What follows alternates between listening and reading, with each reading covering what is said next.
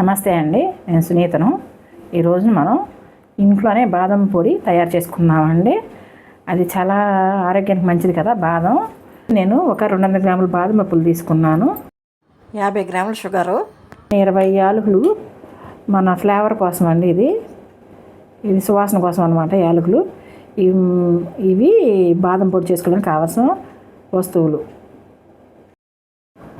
ఈ పొడినండి పాలల్లోనూ, పాయసంలోనూ, జ్యూసుల్లోనూ, జావల్లోనూ అన్నిట్లో కలుపుకోవచ్చు. కొందరు పిల్లలు వీక్గా బలహీనంగా ఉన్న వాళ్ళకి రెగ్యులర్గా పాలల్లో కలిపిస్తే వాళ్ళకి ఇమ్యూనిటీ పవర్ పెరిగి స్ట్రెంత్ పెరుగుతుంది అన్నమాట. ఇది ఇలా ఎన్నో రకాలుగా ఉపయోగించుకోవచ్చు అండి. మరి దీన్ని చేద్దామా? బాదం పొడి కోసం అండి స్టవ్ వెలిగించి పాన్ పెట్టానండి. ఈ పాన్లో మనం తీసుకున్న బాదం పప్పులు వేసేసుకుందాం. ఇది లైట్గా కొంచెం గోరువెచ్చగా వేపుకోవాలన్నమాట. ఇవి దుమ్మేమని ఉంటే ముందే చెరిగేసుకుని రెడీగా పెట్టుకోవాలండి. ఇవి కొంచెం లైట్గా వేడెక్కాలి. కొంచెం గోరువెచ్చగా ఉండే వరకు వేపుకోవాలండి. ఈ వేడి సరిపోతుంది. ఇవి మిక్సీ నలగడం కోసం కానీ, ఇవి నిల్వ ఉండటం కోసం కానీ మనం ఇలా ఫ్రై చేసుకోవాలన్నమాట. ఇప్పుడు దీంట్లో మనం తీసుకున్న యాలకులు ఇలాచీ వేసేసుకుందాం. ఇవి కూడా వేపుకోవాలి.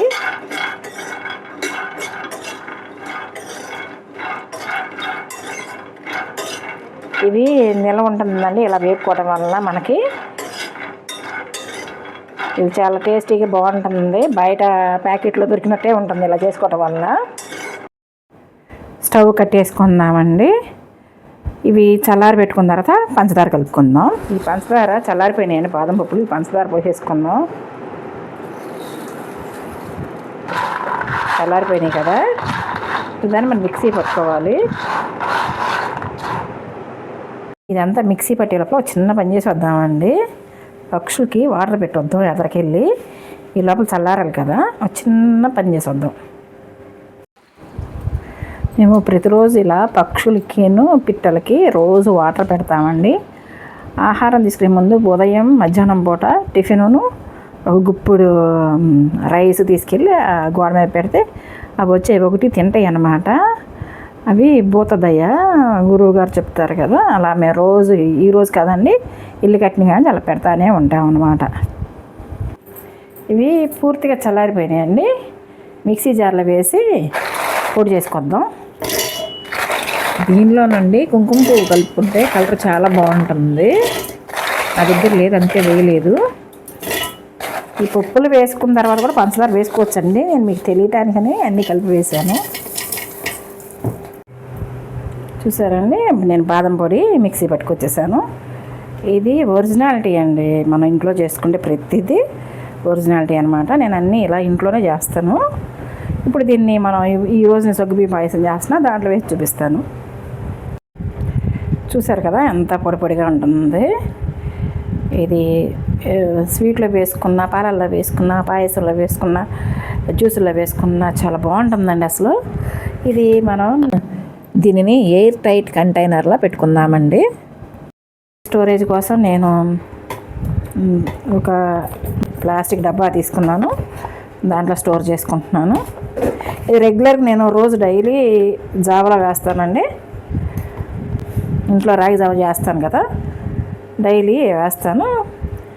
పాలల్లో వేస్తాను, ఈ పాయసంలో కూడా వేసుకుంటాం, స్వీట్స్లో వేసుకుంటాను, జ్యూసుల్లో కూడా అండి. యాపిల్ జ్యూసు అలా చేసినప్పుడు కూడా ఈ ఫ్లేవర్ వేసుకుంటే బాగుంటుంది. టేస్ట్ డిఫరెంట్గా, బలానికి బలము, టేస్ట్ చాలా బాగుంటుంది. ఇలా మీరు కూడా ట్రై చేయండి, చూడండి. చూసారండి, మొత్తం పొడి పొడిగానే ఉంది అసలు.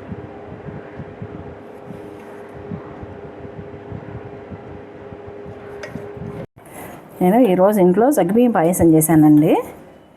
ఇప్పుడు ఈ బాదం పొడి దీంట్లో వేసుకుందాం. 2 స్పూన్స్ వేసుకుందాం చాలండి. టేస్ట్ అమృతంలాగా ఉంటుందండి ఈ పాయసం. ఇప్పుడు ప్రతిరోజు మా ఇంట్లో ఉదయమే రాగిజావ ఉంటుంది బ్రేక్ఫాస్ట్ కింద. ఇంట్లోనండి నేను ఇప్పుడు బాదం పొడి చేశాను కదా, దీన్ని ఇలా 2 స్పూన్లు యాడ్ చేసుకుందాం. ఇది ప్రతిరోజు మనకి ఇలా తీసుకునే ఆహారంలోకి వెళ్ళి మనకి కొంచెం శక్తి వస్తుంది, టేస్ట్ బాగుంటుంది, అన్ని రకాలుగా బాగుంటుంది. ఇది తడి తగలకుండా ఉంటే చాలా రోజులు నిల్వ ఉంటుందండి. ఇది చాలా టేస్టీ అండి, హెల్తీ. మీరు కూడా ట్రై చేయండి. ఉంటానండి, బాయ్.